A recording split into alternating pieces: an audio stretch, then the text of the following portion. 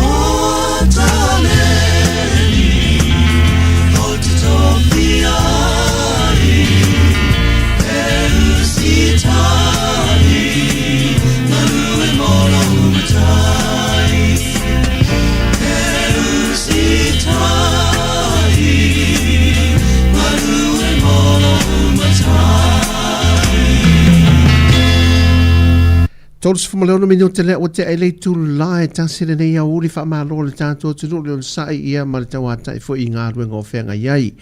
Ai o te manato se tasile nei o mata opo. Wa leva tele o le whea I lungo benta wha ilangi a mi se fo na tu inatu e tato tala fau e le vaiaso o mawai ma le vaiaso nei. Le la ua mau le avanoa ma le malo ia ma le sunga e le ripule o lo ngafa ma le tātou malai vāle le whaava mālo I whaneolo e whaamanino lava le tūlanga lea o le se tusinga mai dunga le pepa a le Sāmoa Observer e tā waile tu e whaapopo leisi se lau tā lai dunga o le se lau valu se fulu tā la lea wa umana pāsia ia ai le lei lava pe a whapea o le a whaafonga mai ia le whaamanino ngā le au mai ia e le au whainga ruenga ma le pulisiri ai e le I anga I le tātou whātarananga le malo. O le maua o se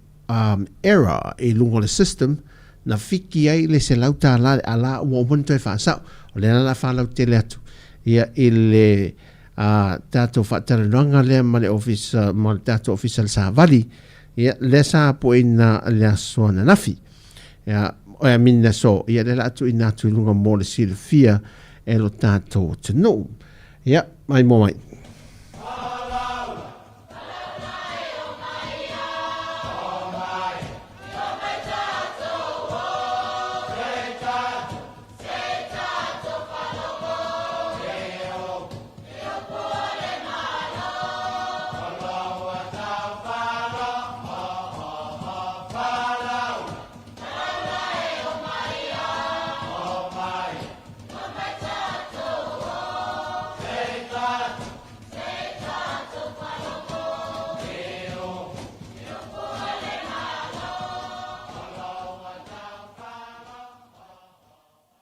O te whiwhiwha whiloi whatara whāturu mai mo whaafonga so tātou tunu.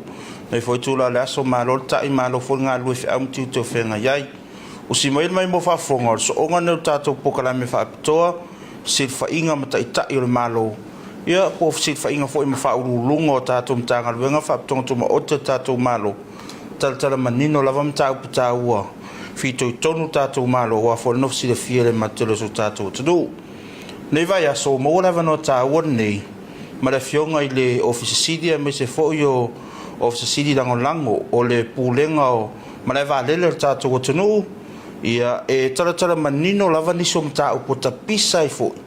ia tatu o tunu ia me se lava tu lango tatu la fonga fa o popo po la fonga fa I natu ia lungo ni so tatu o nanga I tono ma le va lele Nei tai au mātou whaatasi ai ma le fionga le office city o Pulenga mo si le fia le tunu le fionga ia whao whanuu ia ro mātou o ngā tonu so atu mau ia o lo fio to le fionga ia leota fiu ia e mese foi ia o le tulimanu ia o lo fio to ai le fionga ia pola tai vau vai ia o ila tau nei o le a maua le avanoa tara manino lava tūlanga o mtawha yoi tu pito tātou Pulenga mo le vādede mo si le fia ma le nofo malama me matele so tātou tunu. So I fo manuia I le pa ia ma le malo fionga le Pulenga ia me se fo yo le fi taitunga I fo I whaamti to whianga iai mo tō fiong. Ja. Fo manuia. Fionga. Sta. Fo e poklat. Tēnā le fo le whafonga mai moa I urunga o tātou Tonui. Tuk mai. Ina long pai ale atua so sfatfai.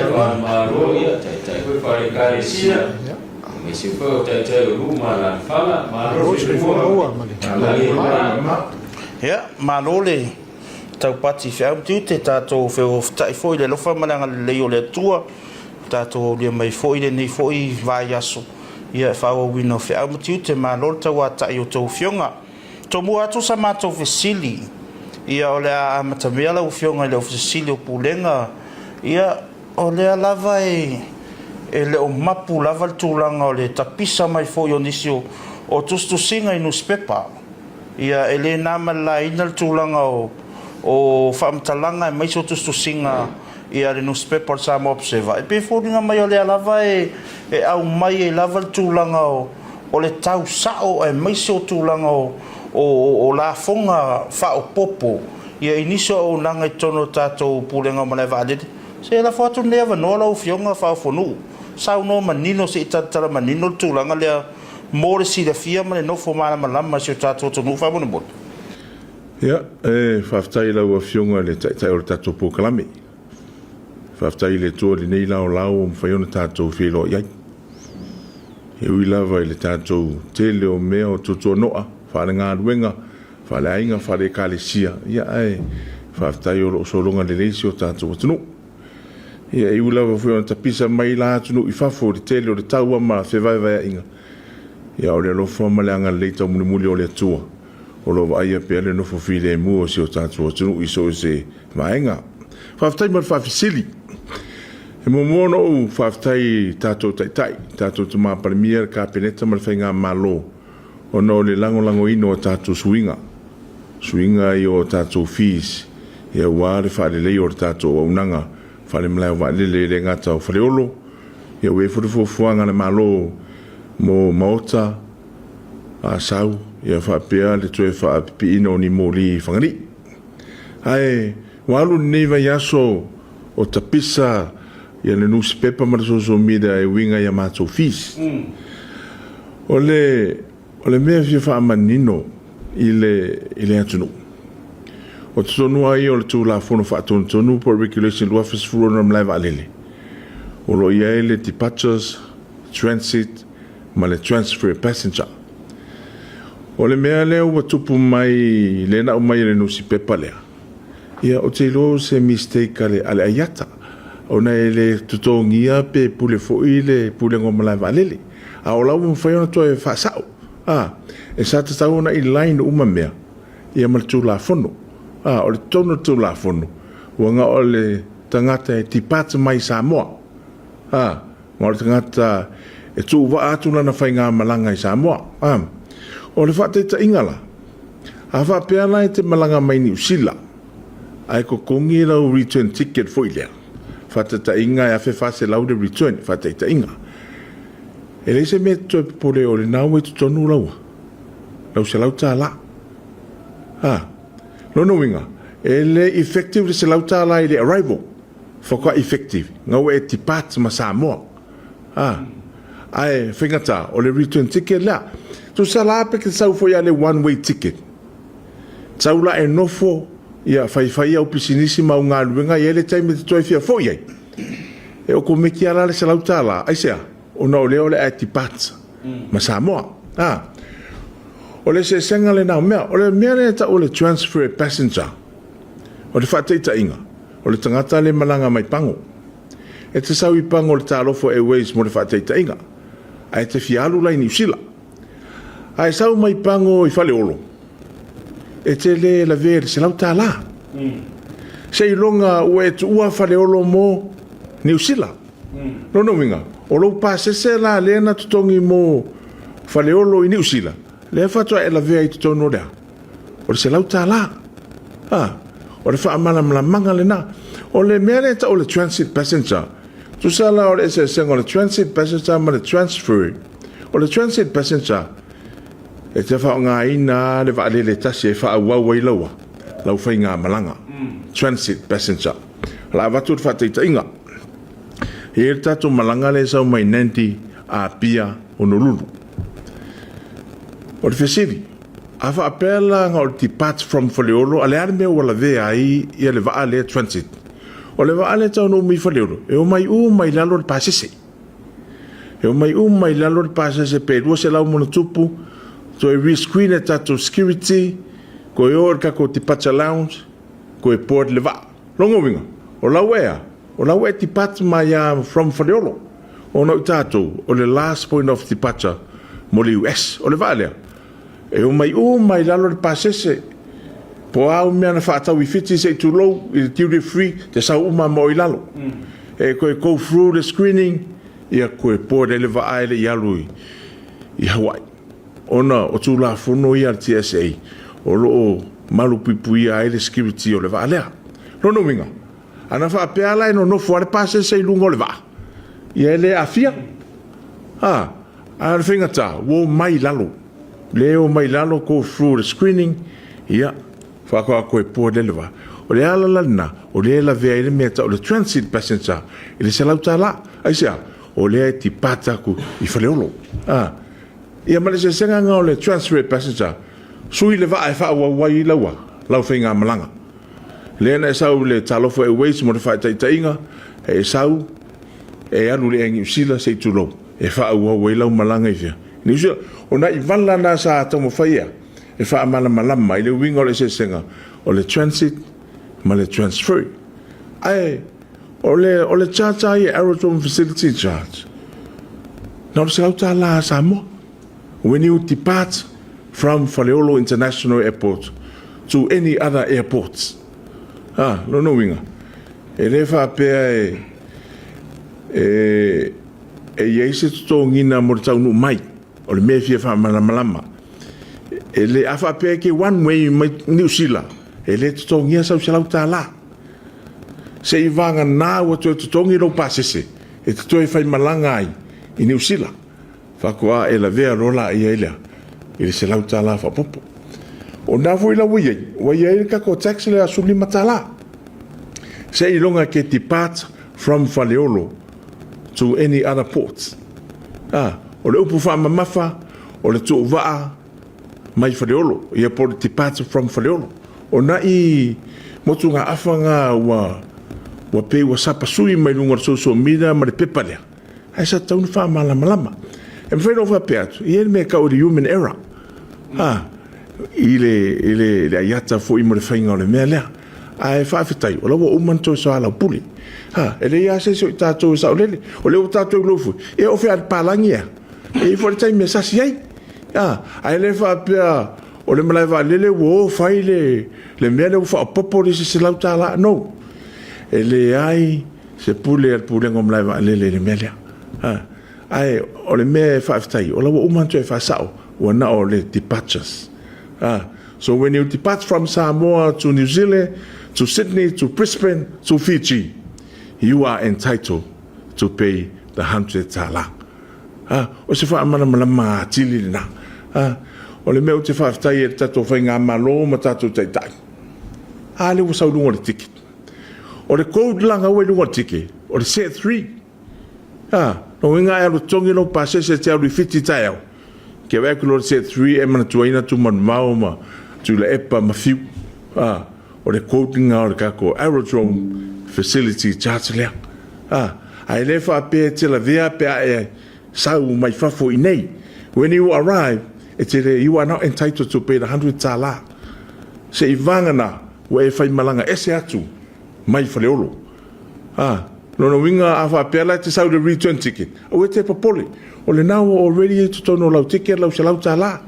a e sau le one way se I longa la e toi peiro pa se toi whai malanga I New Zealand ia whakoa mawasina ta se lau tala wha popo e fsoswani purenga mlai wa lele ma na nganuenga whai o lo fuafua tiai ia mana nganga whaaloaro lau sunga taitai o le ma lo whaftai sau noa Lau fionga le fisilo pulenga o manino te tonu voi wa matua ova ma le manino le tūlanga wa iei le wha maramlam na ine le fionga le fisilo pulenga e te fisilo tūlava wha fo nuu le tūlanga leo le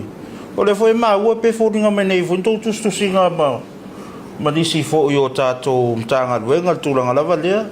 e au ngā lava le manino wa fo le no sile fia si o tātou tunu a mise ai o lea iei ma le lua se lau wa se furu le pe fōringa mai o le fo i e tā ina mai fo i tustu singa ane nei lava nus pepa lau fionga e whai o nā ngā iei se whasa o ngā me se fo se saunoanga manino lau fionga whawhitai teli o te irori si mta upure ai whamamafa le fionga le tai o le malo o le mea o le malu pui o tātou information e langona le whaano noa ie o loo whaia lea tūlanga o te iloa o le whaamoemoenga o le tangata i whaapea i a whaaleanga ai le tamali anga o au nei ma le pūlenga ai o te whaapea atu ia se o le mea na mai e te lua whaatasi ma le tua i e maua le lotu tele a manino ala o mea le se mea te popole i fua e pau le wha noanoanga le iai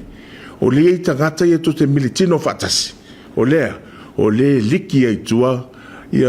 those are internal exchanges sa ta una malu to tonu ole o fale fenga luenga a le o tatu lo e o lo ia uta le tau te fenga luenga fatasi ai o le meu te popole o le taimi mau ai uta te le lo ple ale mea le pule fai ai uta pe a mau ai uta ai o te fa mangalo ia o te mau le loto fa mangalo e le se alu lu mai e to ai nga winga o tau o tangata fenga luenga le malo. We serve the government of the day. Whatever is exchanged within the boundaries of our workplace, stay there. Stay there. No winga le tala. O se ao onga mo i tātou umalau whainga runga. A wape o ea lea e te ngawhatau li maina le awe o le info ia. Ia. Te iloa le o se mea le leitauna e maua le ola whawawina. To anga e te talo ma whinau lana pongu. E mai se loto fau. Te mana tua e le tala le tuspa ia le tala ta vita na whai le tua. Le tua au mea te au se loto fau le ne yaso. Le winga wha mtalanga. Ia, o te wha mangau ia tangata a vea ia i meli whapea.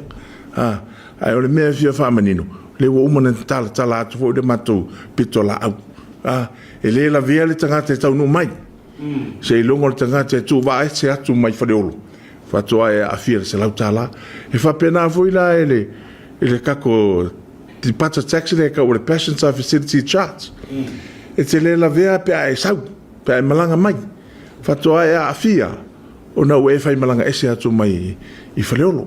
O na i vala ia, o te ilo, o le vaenga leo le cyber security, o se tasi leo, o mata upo lo va ai e le whai ngā malo, ia malu puipu ia tato, fisota inga ma tato information. Which is le ngā o Sāmoa. Ia o atu no ufo le lano langi. Ai o lau tatalo, i e o lo ngawhatau li maina ia mea, wha mole mole, a wara tu e whaia. E le maua i se saunga le mu, e le maua i fo i se nofo le lei. Ma me le upo le tusi o tangata e whatupu ina le nofo fe ai ngā ia nai te ilo le whai tau tusi pa ia. Au lau wha malosi e au ngā, o au ngā mea yaso uma, a whai o e na whaia, ia, a wala tu e whaia, a wala tu e whaia. O si sosoni atu lea ma si tau whamanino leo le tātou mataupu. E le ai se so e le lua se lau. No, se lau var se fulu. O se lau ta lau le levi, ma le var fulu ta lau te pata tax. When you depart from Samoa, ma le ngang whalua. Ma lo whaftai ua manino ia matatala pipi fo ia le fionga lo fisisiri tūlanga lava. Ta upe pefe o na ngina i stasio newspaper whasala lau. Tonu tātou o tunu, ta tonu ia ua mau fo i se marama anga tātou. Watunu utu sayo le mta upu. Ia o la se e mai to e wha mamana mā tidi lava. Le tūlanga lava o le wha moe tā wane o tātou mālo e peona. Ta oto e fo ia suinga nei a meseo o wha opoponga ne o tūlanga o tātou la fonga. Ia i tātou o unanga tā wane tono o fiso manewa leli. Da o fionga le ota, ia poro fionga fo i fiu. Na fo atu nea vano le hana vane mafuanga tū pito na manatu o tātou mālo e tau rātou tātou. Ofisa maleva le te pena le nei fuanga tāua. Mole anga iatu luma nai whamon mole. Ia whaftai au whionga pesta. Ia. Te mole whafsili ia. A talo whatua iele. Pa ia whafonga malo tato atunu o nei tū lauli. Tai au e poti. Ni fwoi vai ngole aso. Ia atunu le nau o maona whamanino atole. Whionga tusili tule whionga ia whafunu uiali. Mafuanga pio pena ona te tēnei fo i whina ngalo malo wha lau te lau tatu atu nuu ia tūlanga peo nei nei vai taimi ia e pesta fua i le tua atu tau sanga lua afi o le lua afi le sa whai i le major upgrade tam lai valili il taimi nasa lua sulta la ia le te pata tax suinga hui lea mai le suinga tua i le amatanga o le mlai valele sau le luafe fa lau tele ina mal fa umi no runway ia ngasi mai lo la ia le vai temina le lua sultala ili fa sultala sau ala ia o mai le luafe sulua o yesu inga fa popol tato mlai valele Yang si mai leo la ia fast food i leo no lima. Lua sul luana. Mai la le lua fe sfulu lua e tau man nei lua fe lua ono. Ia lo ila swinga la ia mai le la fonga leo tangata fai malanga tu ua ia le mlaiva le fa leo. Mai le ono lima tala i le vals food. Na sfulu lima le fa. Sana sfulu lima tala le fa popo. O mafuanga na ia le ona va pela pala e silingia le plan mafuanga le na si i mai le time. O si i mai le ile tu a te lua fe ina ua tala fea ngai fo ia ua faa te le mlai valili me lea sa ili a tol taimina i tato mlai valili le umila ia ili wan wei e tolu a felim se lau staimi ona toi faa manino mai la ia e le fionga ia portai vau ia e oli umila o tato mlai valili e tutu sa ma le umila mlai valili le i Wellington ia a fua la tulanga na e fashin tau tau maintenance o maintenance le ina o mal fai swinga le ro e le upgrade lo e fal fo am le vale le nei le lua face full var o le costa fa ia to e me le nin fa tu pe na o ia maro ia ma pa nga fai mai I ma su tol milion Amerika I ma su tol milion Amerika a fuala ia ile natu tele il fa ti nonga ma fa nga yo inga mlai vale mana tu pe mo ia mai nga le tols full milion na tausanga ia pe tols full lima il fast full montu milion na tausanga Sāmoa ele o tai tinga fatia yes ona fa tu pe ina ia to e faino maintenance stal fa te tai maintenance fa sin tanta ai sea nga lo fua ia feo inga mene o le aviation I tu la fongo ia fata tia mai fafo ina ia o ngatasi tātou mamalai wa alile lei fafo ai sea o le safety le mea tāua ia peila o se tu langalana o nei suinga o ia I o tātou o vatasi matuni fafo I te tau fo I laun tātou tau fai e maintain antua pestao lea fatua o manil tātou fale I le lua fes fulvaru fa o popo ai ma tātou arrow pitches. Ya tato fata tanonga taluai. Pena o tato ma fiti o Pasifika o lo ye me yo arrow pitches. Ya taimila na mai le lua fesu valu e tau mai nei lua felu lua fa. Ya foi te longa melo depreciation velu meu asita e va ver. E va ver le depreciation. Ai mo mia la maintain o le asset. O mia maintain o le asset. Ya o tu langa na o mo miela puleng om lai vali le CEO ana tongi po ana tau ina ia fa afio lolo tupe mau au walo na fa ngaluina fa ngaluina ia elena tia fo ia wai mo ai lunga le website ta puleng om lai vali le ia na annual reports le tau sanga ia o lo reflect ko i tonu annual reports nga tala fa tupe puleng om lai vali ia pe ila il tau sanga o tona I ausi e puleng om lai vali le ana tupe fasili ele ausi e puleng om lai vali le ana tupe fasili ia o ta uma yena leo nga fatia foi lai puleng om lai vali leo na fa atu ma wina le mo mie ona tangata fewa matangata ele om fai fa atu ma wina le atoto ma fa malia fina ngalo tangata fewa mai sol family ina o ia inga fa wa malo nga umana nga e tauna e wai e ka ikuaka ma sau ia le audit e sau ale audit ale nga lu fa tasi fai pa nga fa tasi mal ka ko state ia pole MWTI watu la ni la ko audit e yin findings wo ye wa le ausia tu langa tala fia ngai po tu langa tau ona ausi ia e mai lapta inga o lapta inga ho yes tengi o mai fa mai o tau ta puni mlai vali ia tau tai o le tau tai nga le o le afianga pulsili mat pulenga komiti fa tonu male tatfinga malo I tau tai o afianga pe le e feo lolo tala ia fai mai taimi nei isi tanga ia pe fa mai wata punim lai vali le ona wale nga fatia yo longa standard pole mere tau ona ia ia ai o me foi lewa tato vai mai tau nei vai tempesta o tele asa ori fo ala fasaina Ma ia o le aua au tilo vai pulenga mi se foi ia il fenga malo ia mai me va no le body scanners o tau me no body scanners o le usa i le tre pulenga taloin e o mali 2 miliona Australia ili me tasi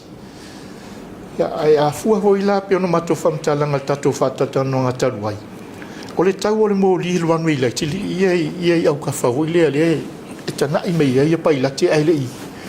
ele ile neva e o no fiku a fe america ile Australia tau mo li tasi al me foi la na ia pe ona ia me yo orit e tau ona ia lau lava lau stak fe ngale spea wa a fa le tonu nel mo li le tasi a koe o ka koe ka Australia ele o ka ngei mai lo nik ai atu po mal mena o le se spea i o inga ta punia mla vale ono tu langa nga tilo ile safety ia male mito standards ia ale no pero tau o le mafuanga na o mfai e ona o nga tau ai si tanga pe ono fam talanga tunga pesta mai le lua fe lusul tala fast food tala le ono lima ia le na sul lima tala le si mai le ono lima le vals food au tu langa pe ona ia ila le mela le ole le tau foula se lau tala ia e ia le polenga pesta sa fa pe na faina se tasio fainga malanga le New Zealand le tau sanga e tisma se lo tolu ona o sao to tono o le malai ia man faftai le se fa ingol va ai le foi soi fu na fa a o to ina malu pui nga na le na o pulengo mlai vali a ni tupu mas fa la ia malu pui ia pa si o manga ia o ava pe ni tupu ia le fa la vele a fa ina le vali a fa ina soi fu ile yo po fe tu e pulengo mla vali to ina tu lango pe ole o se tsa fa ina ma fu anga wala yona ona fu pulengo mla vali ma wa tal fe anga il nei time ia le si yo lona ona nga chache si pe ona utaua ia pe o se fam talanga tu na mo tu se mar fa si le lo fi ma tu la les ma lo fa tai sa no le ota le fo manino ia me se fo mal malama le fo i tuta volta to onanga ia se upu fa faingo fia ia so se pisinisia e mo miele la ilu ai afa pesoro mul ia lo na winga ta umaina ele o ye singa luenga ele o ye fo se tulanga o se fo nga fa tino ina tulanga o maintenance e me se fo sa pala ia lava tulanga le o nanga me sol pisinis pe ona ta o fo ima fa pula le fionga ia le ota ia le ta uo le soani ne fo ia nanga o sitia ia mai le lua afe sa rosutala le na suru lima tala o fa o popo me le onos furu lima tala sai o lo no winga ia o se soani ma se fa ma avenga ia mota tu tangata ia ai ui lava ole ia lava tulanga ole fai tio fo iso se mta o pum so se ngadwenga ia fa tino tato malo a tonu ia ua malama ma tidi manino o le tatou atunu ia i le faamamanaga pe ona sauno ia le fioga ia le ota tafatu nei avanoa i lau fioga polata i vao ia le tulaga lava o le tatou tapenaga lea mo le tatou ua o lea o tasi nei o vaaiga mamao o le tatou malo o le toe tatala o tatou malaga faavao malo e lē gata o tulaga o le vao tatou matunu e mamao ma isi foi atunuu ia o le vā lava o tatou i Sāmoa nei tatou foʻi mo tele sa la fai ia sau e me se foʻi o ma o tala fatu neva no pola te vau si sau no e famanino pola tu lang o taoto e tatou fufuanga tāua nei famanimot faftai mo le avanoa salona ua uma ona folasia e nisi o le komiti le po o le pulenga ia le amataina o lenei faamoemoe mo lona faamoemoe ia na lai ona faatino ia e lē toe alo foi la alo se ata o le laau ua o lē ua taatia e malae ia siʻitaga nei o lenei ua silafia uma e le atunuu e le agata i Samoa nei ia o atunuu e fafo o fautuaga foʻi o timaʻiga ia wa uma fuafuanga wa au mai ele mamalo le atunu e tāua la lea mo mātou a wai tāua fo le mala malama a le ai fo se fesili ia ua le atoa le wha mala malama ina ai pe o le nganga na o le nei tūla tāua i o fesili a le atunu ia tāua fo i tima inga ia whautuanga e au ngā mo mātou e wha mala malama tiri ai le aunga na wha atino le nei wha moe moe o lau sili pesta le tūlanga lea wha aftai tele salo o lewa o umona ta oto i te tonu o whainga whaavai a le whainga mālo o tūlai mai ia le ngata i lea ua uma foi na i te tonu o whainga whaavai a le pūlenga i se teimi umu i ua tea le toi whaatino ina lea o maota ma sau o lai ma whaina whaonga i le teimi nei maota o lai ei lau whainga luenga whapena fo ia sau o la fo i teu o la e kone kalati o la tō whaatino ina le teu wina o malai o lo iai lau whainga luenga ia awa e fo fuanga aurora mamao le malo ina o e tu si itia maota ma sau i se tūlanga mawalunga ina ia whaingo fie ma le saunga le mu o whemalanga inga le tātou atunu i waalele ia o lea lau wa whaatatia mai le whainga whaavai a le whainga malo mea ua ave e le whaamua i le nei vai taimi o le whaamua leo ta oto mai mau suri i tau fwena ia mātou ma o le tāhua fwena o le neisi i tanga o le whaatino ina lea o le toi whaalileia o maota ma sau ea e le ngata i le toi whaalileia o le awala i se se e ai a waalele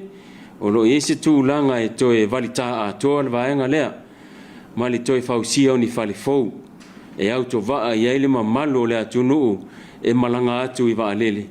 whapea fo le atunu o ifo e whaatalia la tō pāsese ia malanga mai savai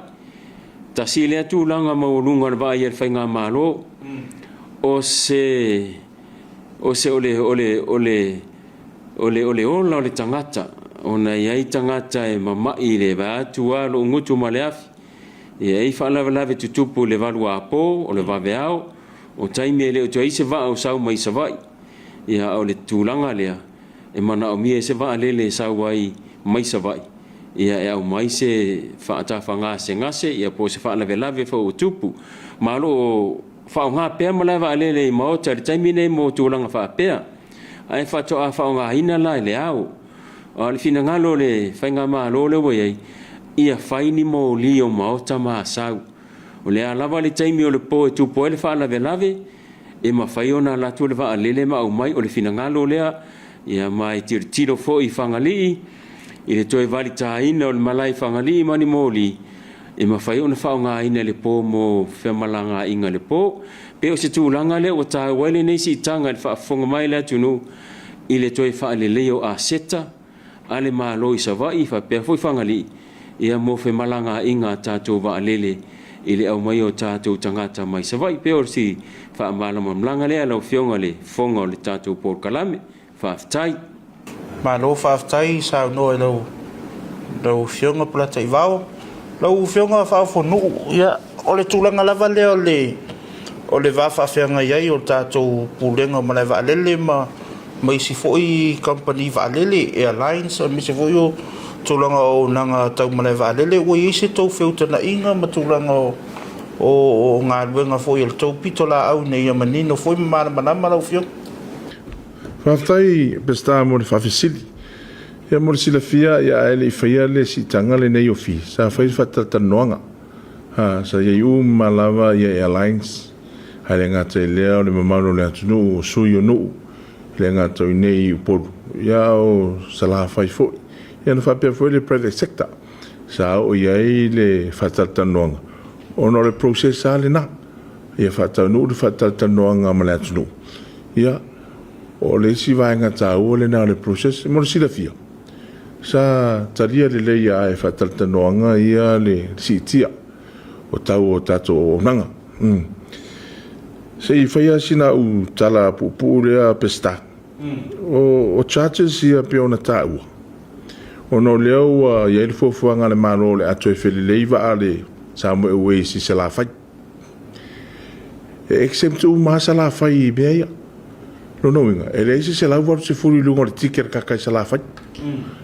ya ui la ele ise me ala tong tai le se la fai wale ela exempt le domestic il departure tax ma le aerodrome facility charge no inga ele ise tu pel mala vale le mu na ol passe se ala le ole atu tonga tangata malanga ile company vale no inga fatai tainga ava pe se lau tala yo se lauta na na ru a to ar Sāmoa wais mo fa tai tainga ava pe foi se lauta la nga ru talo foi wais ai se ona ele ai se tax le se ru from live ruinga la ya o te le na fa ma venga ina me malo la tunu ai ele nga tai leo tato orisi lu tau le venga me purenga mala va le swing o le tau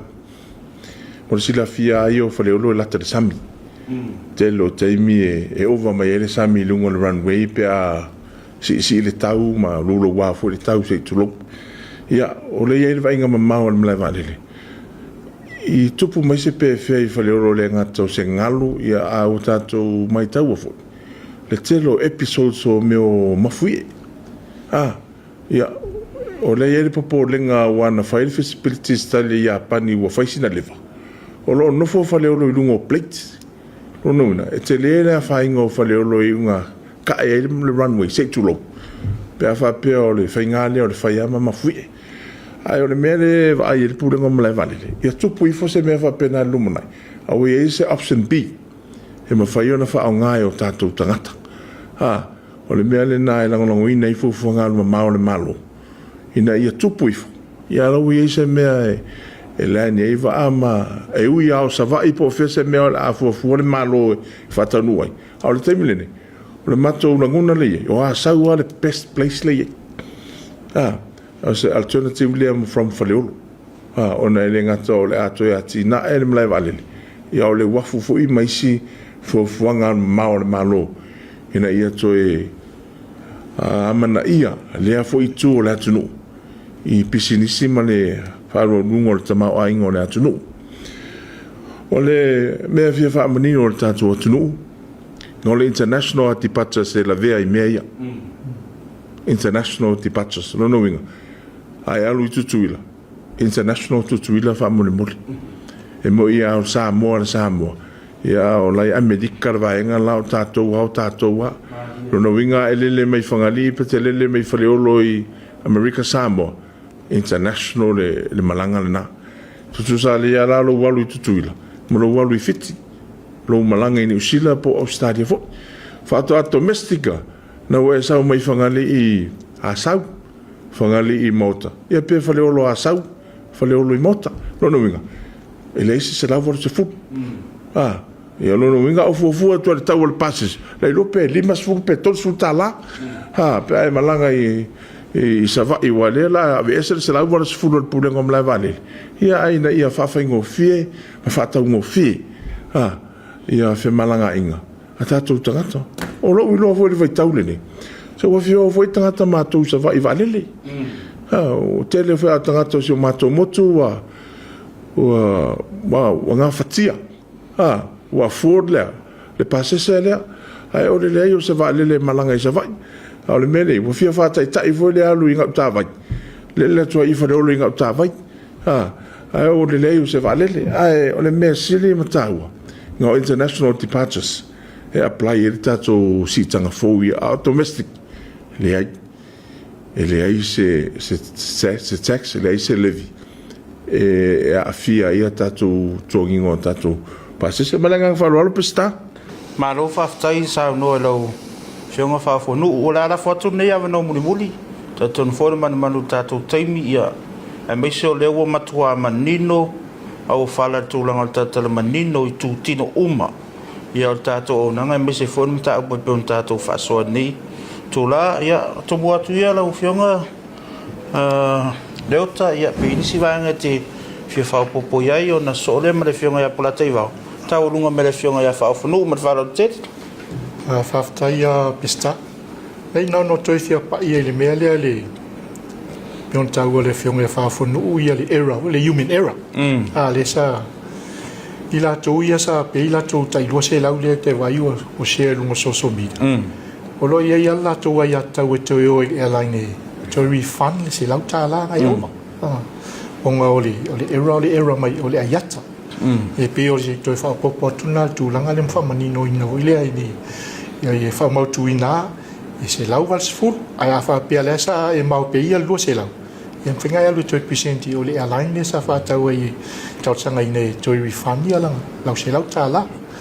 O le tulang voi la le international flights ia pio na tau. E international voi le sau mai mauta I pango. Ia pol sau foi mai ia sau. E halu I pango. Ia le sau mai ia sau I whangali I pe sau mai ia sau I mauta. Ia pe sau mai ia sau I whangali I ma whaleolo. Ia pe ngā foi ia mauta I whangali I ma whaleolo. Ia ele ia la se la fonga le te tongia. Ia pe nau toi whaapai atu le tu sai mali. Tatu whatan tanuanga I nei tu la. Lo te vau? Ia, whaafitai e ilmana tō le ua whai ui ule tātou tala noanga I le nei tū la. Ia, o le tatalo lava le pūlenga.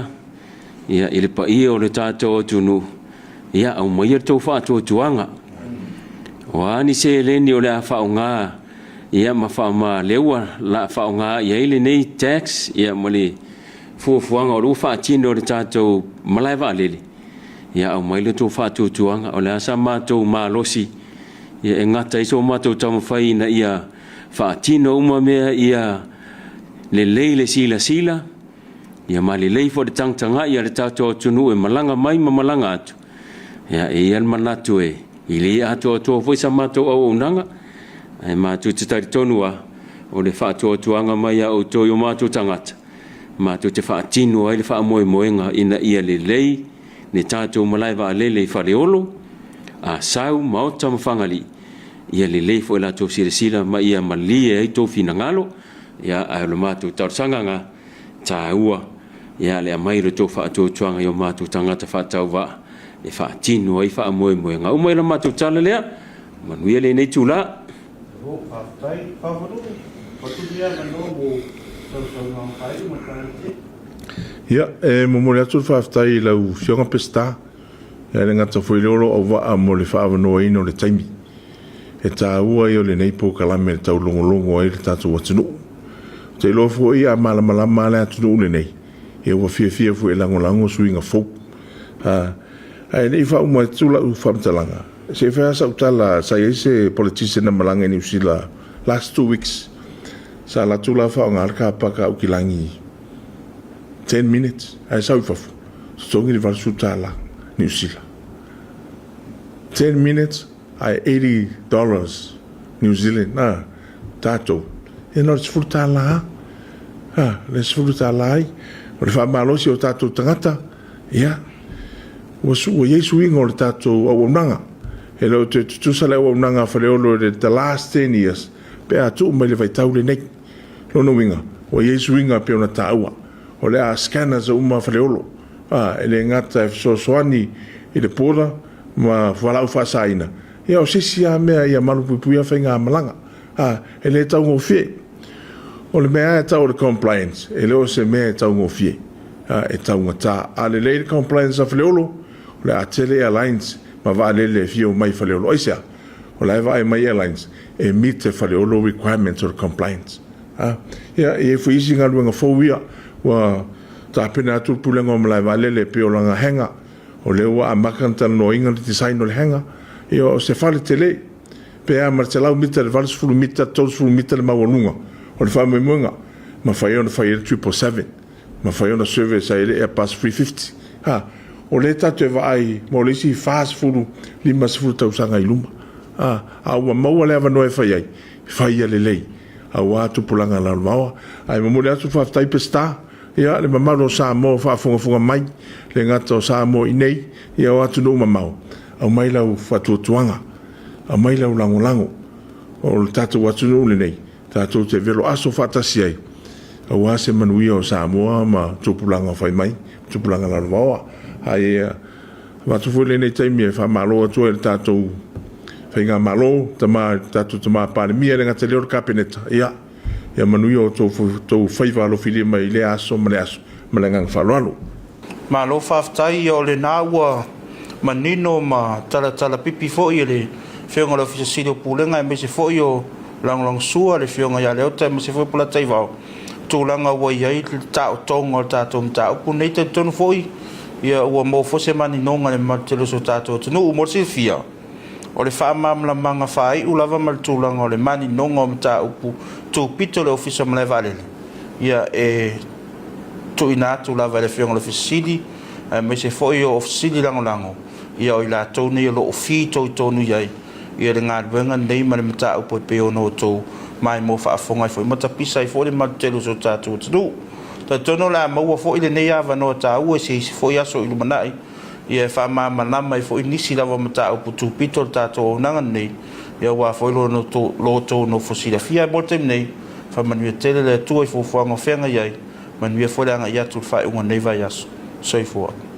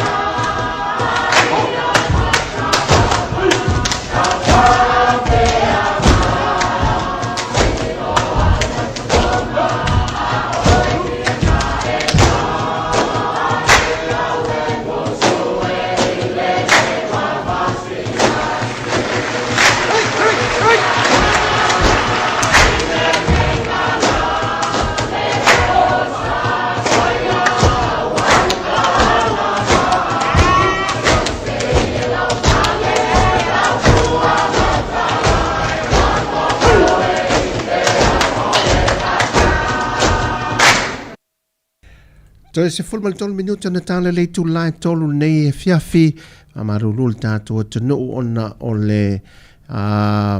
fai ama tau wha le tonu mele tise le o le fai malulu ma fui e lo tātua tunu fai fui si tau ma los le ma fui e le na wha alunga ina nei ia ai le ngata le sa wha tala no atu ia sui o le tātua office o le tātua post office po le tātua whale meli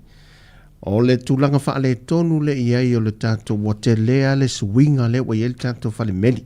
O lea e tātou te whaatala noa ma tātou te leo isi mele e te tupu ma tā opu la walunga e si o tātou tinu le le teime e tala noa ai. Ai e leo i loa le tūlanga wha le tonu le iai le tātou whale meli le iai. O le tele o wha momoli au ina mai atunu mai ina i nei. Pea whai pea le wha afonga mai tātou atunu ia le lai wha mau ni o tau ia sa la fo mai ia wha mori il tātou ainge Sāmoa. Wasilia ele maasina isi wha mori tau nui Sāmoa. Le nei aile i maua e tātou ainge nei. O le whila sao atu e piki mai ia si o mātou ainge wha mori mai mo meo materials o ina mai Australia. Na tā ua na maua na tau nui mai le aso ono le maasina te nei. O le wai Sāmoa tracking numbers wa ia mai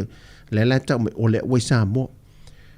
E o ka o le si pepero lungo le spel to lowa o le si pepero le saule si o fanga o le pepero ata saule stanga te mata o le la wa tu ne matangata bo pasi mamau ia fa ala fa mo sa la fo mai fa moline bo le a nga o pasi te mi mo bo le mo o fa tara fa te risati le mafta mai a me se fo ia no Benjamin ia fa pena fo ia ila to ia neta fa tar fatu ia le fionga pali sina leo fa ta manu ia le mafta mai fa tar fatu ia to al fa le to nunga na melo tu punei lo no winga ai se fo fanga fo la fo mai so fa mo molil tato fa le medi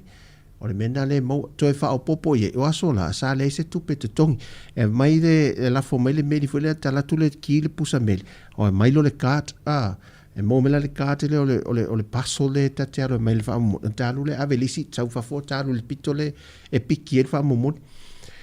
Sa piki le walai au no ma se tupe te tongi fo ile le teimina, al teimina ne, wa lima se fulta lai te tongi, ia pe sidi atu isi tupe, ese uma tupe te tongi whaamumot. Wa ye tupe te tongi, e le o manino la ia me o le tau whai e su e atu se whaatala noanga mal tātou pūlenga o le whale tātou whale meri. Ai e tutongi wha au popo. Ai se ale mea le watari ngā, watau nuu me nei, wha momoni. Au le nei lawe tūli tangata o tātou tunum wha momoni e piki mai. Ia, wha mai o wā, poloka, are nei, wai nei. O le lau mau ane le siti nā le ana nafi. E whi naunga ina whai e. O ia, na oman wha mai ilanga lele i saule wā aman, na fatu ia tinai fi na watinai e tofa ese umala tum ala mele unga se ia track ia le system le tracking num mai e fa le tonu mai fa foi Australia mani usila fa mai fa le tonu mai lo tua ia tu ni usila ma Australia fa le tonu mai fa mo mol ia system na fa nga mai ia tracking numbers ai maua ena o lai ai o le pusa mai alanga la le scanning ala ma soka ma ola ia o ila se tasi ale le to ta ma ia fo i au nanga va pe fai ia si fa le tono le au nanga le tato fa le medi su ela se si fo ile awala e me afa pe se me fa mo va ve ia su ese awala le awala va ve o se tasi fo le masa nei po nan si o tato ai e malanga mai fa mo le mole ia ma ta lo sanga mo se avano e mai sina fa mo modele tele pe ai titi foi me faina au mai e va vela ma mountain to no e al mela le tulanga lui malta to fa ia ole na e la what fa le tonu na nei avoid la to fa le meli le se fa ide au nanga le pola tulanga le e fa le tonu mai o yo le ia ta tu talo mo le ia so ia so mai le tu e fo fanga o mama la asanga lo toi me se langa ia tu ile aso farele tato tatalo fa apitoa ia mo le fa mo lea e le aso ataiao il fa msinonga fo ia mala sanga o lo fenga ia ma filinga ma fa ai unga fai ia tu inatu ile tua ma wose sa mo file mu ma sa unga le mu ia e maise ia le no fani mo se fa mo moenga le tatou alo ainga e nei se fo lele e mana o mi ai ia se o nanga e live stream ma poe ia se fa mo moenga ia e ava no le tatou office Samoa e la o nanga ale si fongo le mo Samoa e final lato po ina i masini fa ono po nei wa advance ia fa masini le tatou o nanga e fai ona po ina se fa mo fa pena i maliu sa fai la lava ia so se fa mo ngana o tatou ainga i se tau e matua i pa u lava e le o nanga e tu ina tu e veso swani wa natura o nanga e o le maliu fo e le fa pe a tau maliu wo tele la tu pe mo e fo la valta tu o nanga o le maliu ia o tu pe o fa i no sa o ana i ngoi o tatou se le nialu pe a fai se fa la velave ma tatou fa mo nga la inga ma fuanga lana e tu ina tu e le se fonga lo mua ia bla o nanga ni Tautua mai Sāmoa ia i se tau e tala fea ngai le lei ia pa uma walalo fa ngai na lupu le pa uma walalo ia fe so swani ne o tatou ainga ia se fa mo ia po e kale se foi se sa fai tadia male e o foi natu el tatou o nanga nei Sāmoa ia foi tulanga a tatou ele anga le leo le tua i fofanga o te toe se o tatou ainga mal tatou tunu so se vaenga ia a Tautua na le saunga le mufa mo le mole lava ia me se lava le tau sia le o le soifua malo loina e so se tu ia o tele le mau fa ma ile nei teimi ma le nei vai tau fa o popo mai ma le si tanga o vai tu si ma le pensini la tu tia tu tala e ina New Zealand ma Australia talo si e tatou ia awane ia afiai e le masina fou e o toi o foi tatou le moli nga o mal moli kalasini ia o ia le tatou tau fai whaafitai whaatasi le tua le nei aso ia a mese le anga ia tu i le whai ungara vai aso si o tatou tunu ia manutia le tua lo tau soi fua maso tatou wola i lona anga le tausi manuia lava ia lo tatou tunu le fiafi a mese fai la tu sauni mai mo ngaruenga le fiafi ia ta pena i vai se me ingalu mo di wila me fa ngaruenga e o le sa e sia ki le vai maswa o matulanga masani po sa ngole mu ia mo le fai malanga i lunga o te tele ia na musika ia fa ma el Tautua i le nei fiafi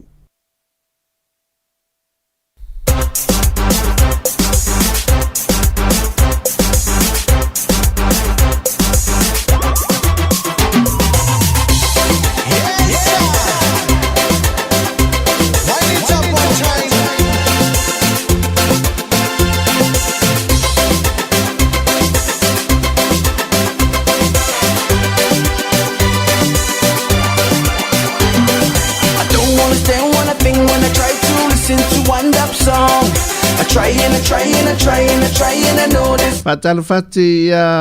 fata manu le mafata mai sa o le leia rua mafana fa wo lo The boogie or what's an atmosphere but all I hear hey yo baka baka baka baka baka baka baka baka baka baka baka baka baka baka baka I hear it singing baka baka baka baka baka baka baka baka baka baka baka baka baka baka baka they chanting they singing waka waka even when I move a little closer waka waka put my head up closer to the speaker waka waka turn up the radio louder waka waka everybody come and join the party shake your body body shake your body body move your body body move your body body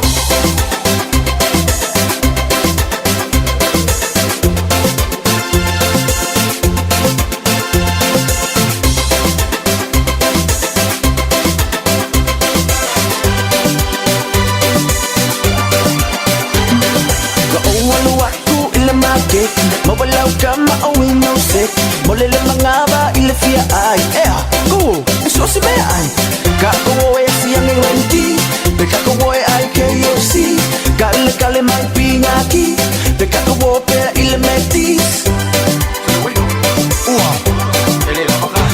Ele lava lava lava lava lava lava lava lava lava lava lava lava lava lava lava lava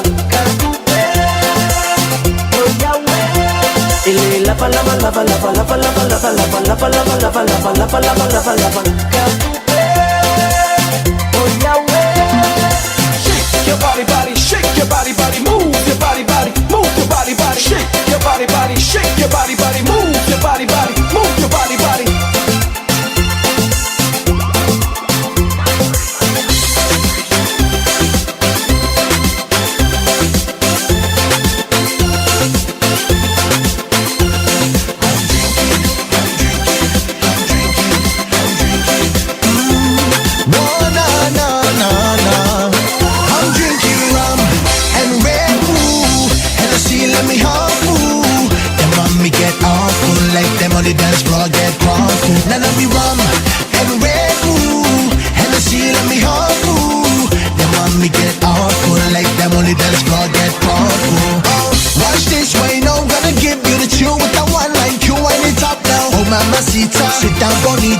booty so big, I'ma call you Shaniqua. Oh, feel it in the nerve, I can tell her, oh yeah. Call me wingman on the left, oh yeah. Corona in the right hand, baby, oh yeah. Christians gotta feel this, oh yeah. Oh mamacita, sit down bonita. Booty so big, I'ma call you Shaniqua. Oh come and get some Netflix and some fun. You be the Red Bull and no one there rum. Now let me rum and Red Bull. Hennessy let me hard food. Then when me get out, full like them on the dance floor get drunk. I'm drinking rum and Red Bull. Hennessy let me hard food. Then when me get out, full like them on the dance floor get drunk. Now let me rum and Red Bull. Hennessy let me hard food. Then when me get out, full like them on the dance floor get drunk.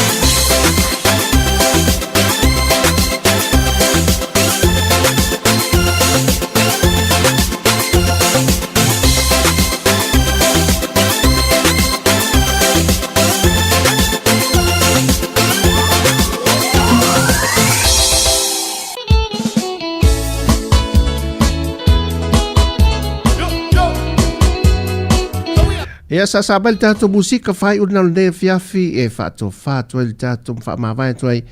pa io se tato ai nga fa manu wia tele le tua ia te o to o malava e mese mole atolo fa anga nai o ta mama te na ma tua ia manu wia tele o to ia te singa le ro fa le tua a ma lo lava risanti fa te tele ma fa mai manu ia ne fiafi ma ne va yaso mai wa fa mai etia a ole to ua le fia fia ua sa fia lele ai nei le manu nai tu fia o vi inga lava o sia u au ua mali e toa ua malo tau a ole nei pese ya fai le mapine fa amau se i pati a tato a vele fa amalo i le sino ua e tongi le se una lama tila ua sa amalo fai le fai va o lau anava tau o ngaunga tau fatia i au